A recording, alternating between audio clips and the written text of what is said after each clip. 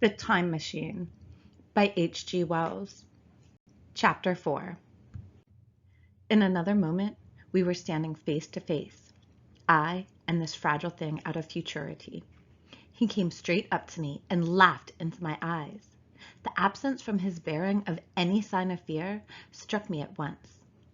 Then he turned to the two others who were following him and spoke to them in a strange and very sweet and liquid tongue. There were others coming, and presently a little group of perhaps 8 or 10 of these exquisite creatures were about me. One of them addressed me. It came into my head, oddly enough, that my voice was too harsh and deep for them. So I shook my head, and, pointing to my ears, shook it again. He came a step forward, hesitated, and then touched my hand. Then I felt other soft little tentacles upon my back and shoulders. They wanted to make sure I was real.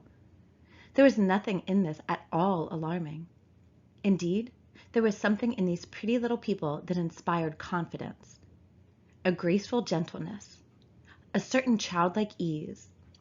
And besides, they looked so frail that I could fancy myself flinging the whole dozen of them about like 9-pins. But I made a sudden motion to warn them when I saw their little pink hands feeling at the time machine. Happily then, when it was not too late, I thought of a danger I had hitherto forgotten, and reaching over the bars of the machine, I unscrewed the little levers that would set it in motion, and put these in my pocket. Then I turned again to see what I could do in the way of communication. And then, looking more nearly into their features, I saw some further peculiarities in their Dresden china type of prettiness. Their hair, which was uniformly curly, came to a sharp end at the neck and cheek. There was not the faintest suggestion of it on the face. And their ears were singularly minute. The mouths were small, with bright red, rather thin lips, and their little chins ran to a point. The eyes were large and mild, and, this may seem egotism on my part, I fancied even that there was a certain lack of the interest I might have expected in them. As they made no effort to communicate with me, but simply stood round me smiling and speaking in soft cooing notes to each other, I began the conversation. I pointed to the time machine and to myself. Then, hesitating for a moment how to express time, I pointed to the sun. At once, a quaintly pretty little figure in checkered purple and white followed my gesture, and then astonished me by imitating the sound of thunder. For a moment, I was staggered, though the import of his gesture was plain enough. The question had come into my mind abruptly. Were these creatures fools? You may hardly understand how it took me. You see, I had always anticipated that the people of the year 800 and 2000 odd would be incredibly in front of us in knowledge, art, everything. Then one of them suddenly asked me a question that showed him to be on the intellectual level of one of our 5-year-old children. Asked me, in fact, if I had come from the sun in a thunderstorm. It let loose the judgment I had suspended upon their clothes, their frail light limbs, and fragile features. A flow of disappointment rushed across my mind. For a moment I felt that I had built the time machine in vain. I nodded, pointed to the sun, and gave them such a vivid rendering of a thunderclap as startled them. They all withdrew a pace or so and bowed. Then came one laughing towards me, carrying a chain of beautiful flowers, altogether new to me, and put it about my neck. The idea was received with melodious applause, and presently they were all running to and fro for flowers, and laughingly flinging them upon me until I was almost smothered with blossom. You who have never seen the like can scarcely imagine what delicate and wonderful flowers countless years of culture had created. Then someone suggested that their playing should be exhibited in the nearest building, and so I was led past the Sphinx of white marble, which had seemed to watch me all the while with a smile at my astonishment, towards a vast gray edifice of fretted stone. As I went with them, the memory of my confident anticipations of a profoundly grave and intellectual posterity came, with irresistible merriment, to my mind. The building had a huge entry and was altogether of colossal dimensions. I was naturally most occupied with the growing crowd of little people, and with the big open portals that yawned before me, shadowy and mysterious. My general impression of the world I saw over their heads was a tangled waste of beautiful bushes and flowers, a long neglected and yet weedless garden. I saw a number of tall spikes of strange white flowers, measuring a foot perhaps across the spread of the waxen petals. They grew scattered, as if wild, among the variegated shrubs, but, as I say, I did not examine them closely at this time. The time machine was left deserted on the turf among the rhododendrons. The arch of the doorway was richly carved, but naturally I did not observe the carving very narrowly, though I fancied I saw suggestions of old Phoenician decorations as I passed through, and it struck me that they were very badly broken and weather-worn. Several more brightly clad people met me in the doorway, and so we entered. I, dressed in dingy 19th century garments, looking grotesque enough, garlanded with flowers and surrounded by an eddying mass of bright, soft-colored robes and shining white limbs, in a melodious whirl of laughter and laughing speech. The big doorway opened into a proportionally great hall hung with brown. The roof was in shadow, and the windows, partially glazed with colored glass and partially unglazed, admitted a tempered light. The floor was made up of huge blocks of some very hard white metal, not plates nor slabs, blocks, and it was so much worn, as I judged by the going to and fro of past generations, as to be deeply channeled along the more frequented ways. Transverse to the length were innumerable tables made of slabs of polished stone, raised perhaps a foot from the floor, and upon these were heaps of fruits. Some I recognized as a kind of hypertrophied raspberry and orange, but for the most part, they were strange. Between the tables was scattered a great number of cushions. Upon these my conductors seated themselves, signing for me to do likewise. With a pretty absence of ceremony, they began to eat the fruit with their hands, flinging peel and stalks, and so forth, into the round openings in the sides of the tables. I was not loath to follow their example, for I felt thirsty and hungry. As I did so, I surveyed the hall at my leisure.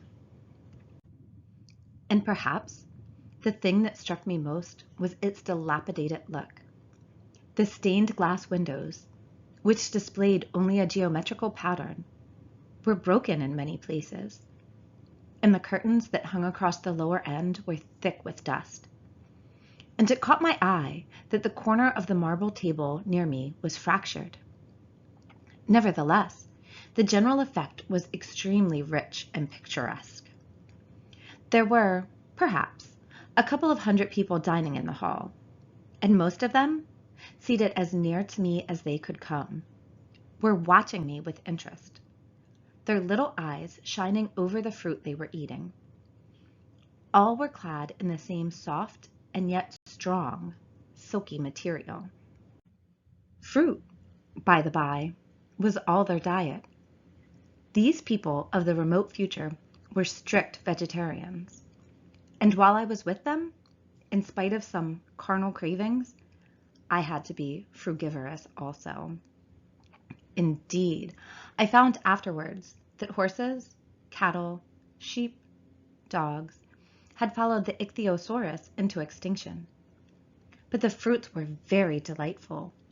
One, in particular, that seemed to be in season all the time I was there, a flowery thing in a 3-sided husk, was especially good, and I made it my staple. At first, I was puzzled by all these strange fruits, and by the strange flowers I saw. but later I began to perceive their import. However, I am telling you of my fruit dinner in the distant future now. So soon as my appetite was a little checked, I determined to make a resolute attempt to learn the speech of these new men of mine. Clearly, that was the next thing to do. The fruit seemed a convenient thing to begin upon, and holding one of these up, I began a series of interrogative sounds and gestures. I had some considerable difficulty in conveying my meaning. At first, my efforts met with a stare of surprise or inextinguishable laughter. But presently, a fair-haired little creature seemed to grasp my intention and repeated a name. They had to chatter and explain the business at great length to each other. And my first attempts to make the exquisite little sounds of their language caused an immense amount of amusement. However, I felt like a schoolmaster amidst children, and persistent, and presently I had a score of noun substantives, at least at my command. And then I got to demonstrative pronouns, and even the verb to eat. But it was slow work, and the little people soon tired and wanted to get away from my interrogations. So I determined, rather of necessity, to let them give their lessons in little doses when they felt inclined. And very little doses I found they were before long, for I never met people more indolent or more easily fatigued. A queer thing I soon discovered about my little host, and that was their lack of interest. They would come to me with eager cries of astonishment, like children. But like children, they would soon stop examining me and wander away after some other toy. The dinner and my conversational beginnings ended. I noted for the first time that almost all those who had surrounded me at first were gone. It is odd, too, how speedily I came to disregard these little people. I went out through the portal into the sunlit world again as soon as my hunger was satisfied. I was continually meeting more of these men of the future, who would follow me a little distance, chatter and laugh about me, and having smiled and gesticulated in a friendly way, leave me again to my own devices. The calm of evening was upon the world as I emerged from the great hall, and the scene was lit by the warm glow of the setting sun. At first, things were very confusing. Everything was so entirely different from the world I had known, even the flowers. The big building I had left was situated on the slope of a broad river valley, but the Thames had shifted, perhaps a mile from its present position. I resolved to mount to the summit of a crest, perhaps a mile and a half away, from which I could get a wider view of this our planet in the year 802,701 A.D. For that, I should explain, was the date the little dials of my machine recorded. As I walked, I was watching for every impression that could possibly help to explain the condition of ruinous splendor in which I found the world. For ruinous it was. A little way up the hill, for instance, was a great heap of granite, bound together by masses of aluminum. A vast labyrinth of precipitous walls and crumbled heaps, amidst which were thick heaps of very beautiful pagoda-like plants. Nettles, possibly, but wonderfully tinted with brown about the leaves, and incapable of stinging. It was evidently the derelict remains of some vast structure. To what end built I could not determine. It was here that I was destined, at a later date, to have a very strange experience, the first intimation of a still strange discovery. But of that I will speak in its proper place. Looking round with a sudden thought, from a terrace on which I rested for a while, I realized that there were no small houses to be seen. Apparently, the single house, and possibly even the household, had vanished. Here and there among the greenery were palace-like buildings, but the house and the cottage, which form such characteristic features of our own English landscape, had disappeared. Communism. said I to myself.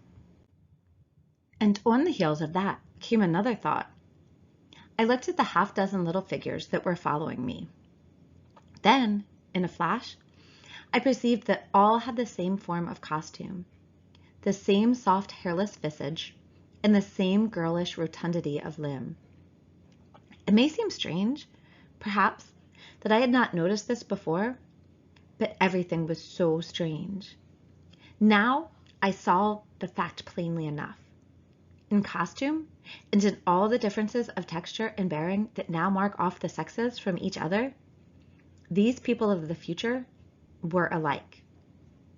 And the children seemed to my eyes to be but the miniatures of their parents. I judged, then, that the children of that time were extremely precocious, physically at least, and I found afterwards abundant verification of my opinion.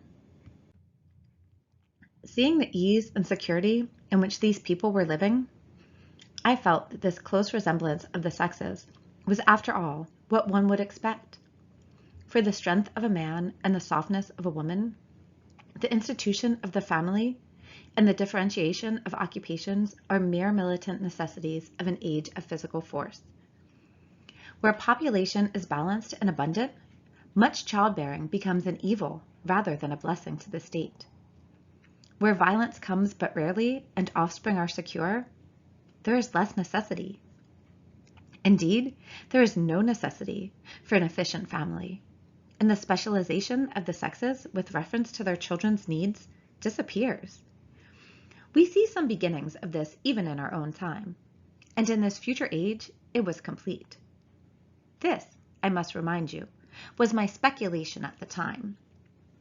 Later, I was to appreciate how far it fell short of the reality. While I was musing upon these things, my attention was attracted by a pretty little structure, like a well under a cupola. I thought in a transitory way of the oddness of wells still existing, and then resumed the thread of my speculations. There were no large buildings towards the top of the hill, and as my walking powers were evidently miraculous, I was presently left alone for the first time. With a strange sense of freedom and adventure, I pushed on up to the crest. There I found a seat of some yellow metal that I did not recognize, corroded in places with a kind of pinkish rust and half smothered in soft moss. The armrests cast and filed into the resemblance of griffins' heads. I sat down on it, and I surveyed the broad view of our old world under the sunset of that long day. It was as sweet and fair a view as I have ever seen. The sun had already gone below the horizon, and the west was flaming gold, touched with some horizontal bars of purple and crimson. Below was the valley of the Thames, in which the river lay like a band of burnished steel. I have already spoken of the great palaces dotted about among the variegated greenery, some in ruins and some still occupied. Here and there rose a white or silvery figure in the waste garden of the earth. Here and there came the sharp vertical line of some cupola or obelisk. There were no hedges, no signs of proprietary rights, no evidences of agriculture. The whole earth had become a garden. So watching, I began to put my interpretation upon the things I had seen, and as it shaped itself to me that evening, my interpretation was something in this way. Afterwards, I found I had got only a half-truth, or only a glimpse of one facet of the truth. It seemed to me that I had happened upon humanity upon the wane. The ruddy sunset set me thinking of the sunset of mankind. For the first time, I began to realize an odd consequence of the social effort in which we are at present engaged. And yet, come to think, it is a logical consequence enough. Strength is the outcome of need. Security sets a premium on feebleness. The work of ameliorating the conditions of life, the true civilizing process that makes life more and more secure, had gone steadily on to a climax. One triumph of a united humanity over nature had followed another. Things that are now mere dreams had become projects deliberately put in hands and carried forward. And the harvest was what I saw. After all, the sanitation and the agriculture of today are still in the rudimentary stage. The science of our time has attacked but a little department of the field of human disease. But, even so, it spreads its operations very steadily and persistently. Our agriculture and horticulture destroy a weed just here and there, and cultivate perhaps a score or so of wholesome plants, leaving the greater number to fight out a balance as they can. We improve our favorite plants and animals, and how few they are, gradually by selective breeding. Now a new and better peach, now a seedless grape, now a sweeter and larger flower, now a more convenient breed of cattle. We improve them gradually because our ideals are vague and tentative, and our knowledge is very limited. Because nature, too, is shy and slow in our clumsy hands. Someday, all this will be better organized, and still better. That is the drift of the current in spite of the eddies. The whole world will be intelligent, educated, and cooperating. Things will move faster and faster towards the subjugation of nature. In the end, wisely and carefully, we shall readjust the balance of animal and vegetable me to suit our human needs. This adjustment, I say, must have been done, and done well. Done indeed for all time. In the space of time across which my machine had leaped, the air was free from gnats, the earth from weeds or fungi. Everywhere were fruits and sweet and delightful flowers. Brilliant butterflies flew hither and thither. The ideal of preventative medicine was attained. Diseases had been stamped out. I saw no evidence of any contagious diseases during all my stay. And I shall have to tell you later that even the processes of putrefaction and decay had been profoundly affected by these changes. Social triumphs, too, had been affected. I saw mankind housed in splendid shelters, gloriously clothed, and as yet I had found them engaged in no toil. There were no signs of struggle, neither social nor economical struggle.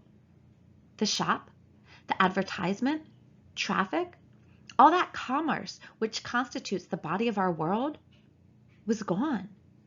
It was natural on that golden evening that I should jump at the idea of a social paradise.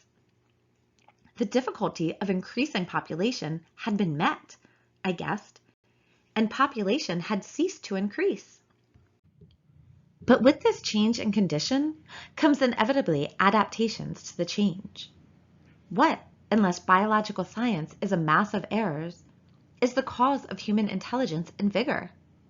Hardship and freedom, conditions under which the active, strong, and subtle survive, and the weaker go to the wall. Conditions that put a premium upon the loyal alliance of capable men, upon self-restraint, patience, and decision, and the institution of the family, and the emotions that arise therein, the fierce jealousy, the tenderness for offspring, parental self-devotion, all found their justification and support in the imminent dangers of the young. Now, where are these imminent dangers? There's a sentiment arising, and it will grow against connubial jealousy, against fierce maternity, against passion of all sorts.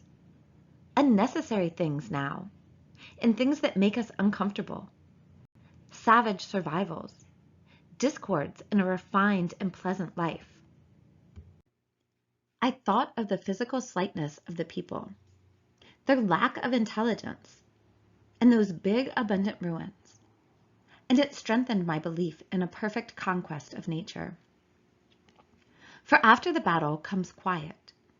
Humanity had been strong, energetic, and intelligent, and had used all its abundant vitality to alter the conditions under which it lived. And now came the reaction of the altered conditions. Under the new conditions of perfect comfort and security, that restless energy, that with us is strength, would become weakness. Even in our own time, certain tendencies and desires, once necessary to survival, are a constant source of failure.